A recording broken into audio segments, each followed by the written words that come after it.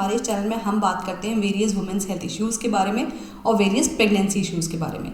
तो आज का जो हमारा टॉपिक है वो बहुत इंपॉर्टेंट टॉपिक है कि नॉर्मल डिलीवरी के लिए पेल्विक एक्सरसाइजेस कब शुरू करनी चाहिए, कौन सी एक्सरसाइजेस करनी चाहिए और कितने बार करना चाहिए और कब नहीं करना चाहिए। नॉर्मल डिलीवरी अपने आप में ही बहुत अच्छी चीज़ है, मदर के लिए भी, बेबी के लिए भी, क्योंकि ये नेचुरल बर्थिंग प्रोसेस है। आप ऑपरेशन से बच जाते हो, टाँकों से बच जाते हो, एनेस्थीसिया से बच जाते हो। और ये बेबी के लिए भी अच्छा है क्योंकि बहुत सारे साइंटिफिक रिसर्च के हिसाब से ये देखा गया है कि जब माँ को दर्दें होती हैं, बच्चा जब नॉर्मली डिलीवर होता है तो उसके जो चेस्ट है उसका जो कंप्रेशन होता है वो उसके चेस्ट के लिए हेल्दी होता है। उसका पूरा पानी जो होता है चेस्ट में वो निकल जाता है और बर्थ के बाद उसको सांस लेने में दिक्कत, निकू में एडमिशन वगैरह लेने की ज़रूरत नहीं पड़ती है। और ऐसे बच्चों का चेस्ट इन्फेक्शन का रेट भी पूरे 1 साल तक कम रहता है इन कंपैरिजन टू बेबीज़ जो सिजेरियन के थ्रू डिलीवर होते हैं। उसके अलावा जो बच्चे नॉर्मल डिलीवर होते हैं उनकी इम्यूनिटी भी अच्छी होती है, वो कम बीमार पड़ते हैं। तो हमें अपनी तरफ से पूरी कोशिश करनी चाहिए कि हमारी नॉर्मल डिलीवरी हो जाए। बाई चांस किसी भी वजह से लास्ट टाइम पे सिजेरियन करना पड़ा तो वो अलग बात है, क्योंकि देखिए अल्टीमेट आउटकम जो है वो हेल्दी मदर और हेल्दी बेबी का होना चाहिए, चाहे नॉर्मल से हो चाहे सिजेरियन से हो। लेकिन फिर भी कोशिश हमें इनिशियली नॉर्मल की करनी चाहिए।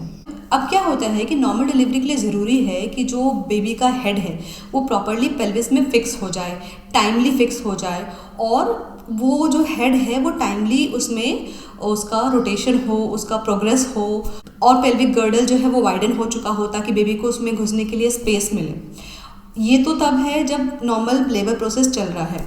और दूसरा, जब लास्ट स्टेज होता है, जब पूरा रास्ता खुल चुका होता है, तो मदर को बहुत ज़्यादा स्ट्रेंथ चाहिए बेबी को पुश आउट करने के लिए। पेल्विक मसल स्ट्रांग होने चाहिए, थाई मसल स्ट्रांग होने चाहिए ताकि उसको बेबी को पुश कर सके, और उसमें बहुत ज़्यादा ताकत लगती है, स्ट्रेंथ लगता है। इसलिए आपका पेल्विक एक्सरसाइजेस करना बहुत ज़रूरी है, टाइम से करना बहुत ज़रूरी है ताकि आप अपने पेल्विक मसल को स्ट्रॉन्ग कर सकें, अपने थाई मसल को टोन कर सकें, आपका पेल्विक गर्डल वाइडन हो सके, आपका बेबी का जो हेड है वो टाइमली एंगेज हो सके, मतलब डिसेंट हो सके।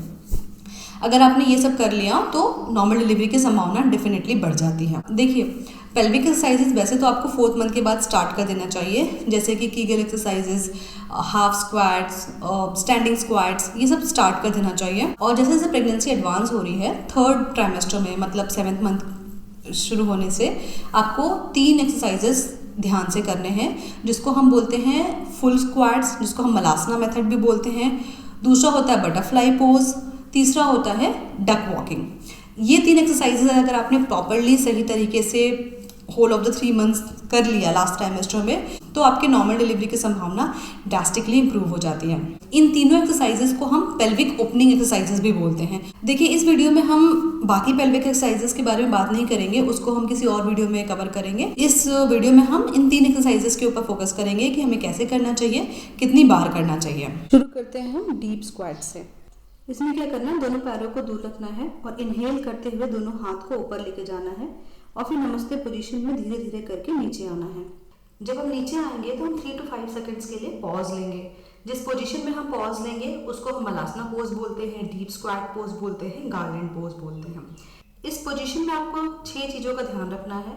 नेक आपकी स्ट्रेट होनी चाहिए, आपको सामने देखना है, चेस्ट वाइड ओपन होना चाहिए, बैक या जिसको हम स्पाइन बोलते हैं वो स्ट्रेट होना चाहिए, दोनों एल्बोज से आपको थाइस को पुश करना है और हिप्स के थ्रू डाउनवर्ड प्रेशर लगाना है। ऐसा आपको शुरुआत में 5 से 10 बार करना है। धीरे धीरे जैसे जैसे आपके स्टेमिना बढ़े इसको आप 30 से 40 बार भी कर सकते हैं। बस एक बार में 30 से 40 बार ना करें। इस एक्सरसाइज को 2-3 पार्ट्स में डिवाइड कर लें, जैसे सुबह, दोपहर, शाम में डिवाइड कर लें और हर बार 10 से 15 बार कोशिश करें ताकि 30 से 40 बार आप दिन भर में कर सकें। अब हम आते हैं अपने नेक्स्ट पोज पे, बटरफ्लाई पोज पे।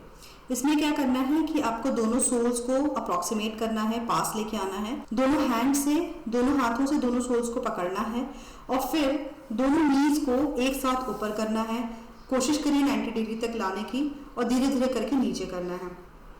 जब नीज को आप ऊपर कर रहे हैं तो इनहेल करिए, सांस लीजिए, और जब नीज को नीचे कर रहे हैं एक्सहेल करिए, सांस छोड़िए। अब हम आते हैं अपने लास्ट पोज पे, जिसको हम बोलते हैं डक वॉकिंग। इसमें क्या करना है, आपको दोनों पैरों के ऊपर बैठना है। जैसे यूजुअली हम घर में झाड़ू पोछा करते हैं वैसे बैठना है। दोनों पैरों के ऊपर आपको बैठना है, दोनों हाथ आपको आगे रखना है और फिर धीरे धीरे जैसे डक चलती है वैसे आपको चलना है। पहले राइट पैर आगे, फिर राइट हैंड आगे, फिर लेफ्ट पैर आगे, फिर लेफ्ट हैंड आगे, फिर राइट पैर आगे, फिर राइट हैंड आगे। ऐसे कर करके आपको कम से कम 20-30 स्टेप चलना है दिन भर में। इसको भी आप डिवाइडेड वे में कर सकते हैं, जैसे दिन में 2-3 बार में इसको 20-30 स्टेप कंप्लीट कर सकते हैं। आई थिंक आपको ये समझ में आ गया होगा और आप इसको फॉलो भी करेंगे, लेकिन ये जानना भी ज़रूरी है कि कब कब आपको ये सारे एक्सरसाइजेस नहीं करने हैं, आपको कब अवॉइड करना है। आपको अगर कहीं पे भी पेल्विक में, बैक में परसिस्टेंट पेन हो रहा हो, हैवीनेस है, या आपको ऐसा लग रहा है कि लीकेज शुरू हो गया है, ब्लीडिंग हो रही है, तो आपको बिल्कुल भी ये एक्सरसाइज नहीं करना है।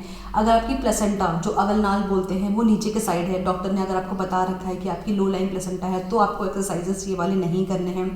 ब्रीच है, ब्रीच मतलब बच्चे का सिर ऊपर है, धड़ नीचे है, ब्रीच प्रेजेंटेशन है, 30 डेज के बाद आपने स्कैन कराया, अल्ट्रासाउंड कराया, उसमें ब्रीच प्रेजेंटेशन है बच्चे का, तो भी आपको ये एक्सरसाइजेस नहीं करने हैं। या फिर आपको रेक्टल ब्लीडिंग होती है, हेमोरॉइड्स की प्रॉब्लम है, तो भी आपको ये एक्सरसाइजेस नहीं करना है। इसलिए लास्ट ट्राइमेस्टर में, लास्ट 3 मंथ्स में एक बार जिस भी गायनेकोलॉजिस्ट को आप दिखाते हैं उससे कंसल्ट कर लें, उससे एक बार पूछ जरूर लें कि आप ये एक्सरसाइजेस कर सकते हैं कि नहीं कर सकते हैं। अगर कोई कॉन्ट्राइंडिकेशन नहीं है तो डेफिनेटली एक्सरसाइज शुरू करिए। ओके फ्रेंड्स, आई थिंक आपको ये वीडियो पसंद आया होगा। अगर आपको ये वीडियो पसंद आया है तो इस चैनल को लाइक करिए, शेयर करिए, सब्सक्राइब करिए। आप मुझे मैसेज भी कर सकते हैं मेरे यूट्यूब चैनल पे, मेरे फेसबुक पेज पे। आप मुझे फेसबुक पेज पे भी फॉलो कर सकते हैं for various other post and videos. So मेरे साथ कनेक्टेड रहिए। नेक्स्ट वीडियो में मिलते हैं हम ब्रीदिंग टेक्निक के साथ, लमाज टेक्निक के साथ, जो आपको नॉर्मल डिलीवरी में हेल्प करेगा। तो नेक्स्ट वीडियो का वेट करिए। Okay, take care, bye bye.